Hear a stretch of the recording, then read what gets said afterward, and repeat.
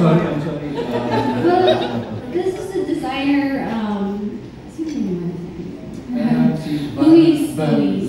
Oh. Kilala niyo ba? Of course, only Social will know the designers. Well, lovely to have you here. Once again, ladies and gentlemen, a round of applause for Kiefer and Penelope. Grabe, you guys enjoy?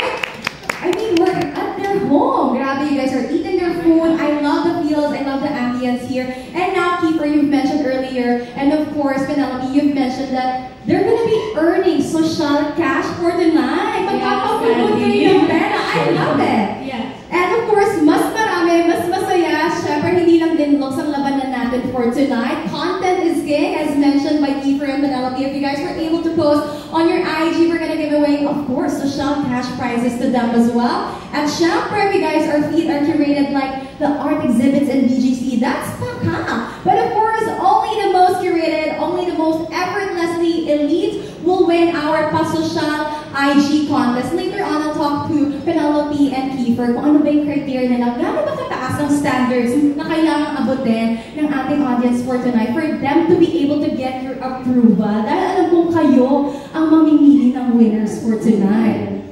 I love that. Yeah, we will all be judging you from head to toe. So far, you guys are failing. Joke lang. Guys, in character lang ako. May mga pang-international. Iba parang subdivision lang. Inter-barangay.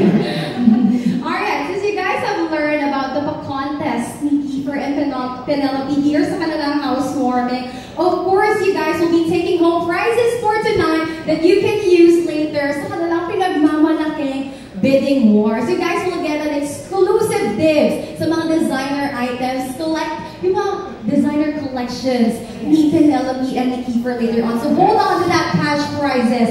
And of course, speaking of cash prizes, why don't we give away the first award of the evening to our lucky winners? Kiefer, Penelope, kindly join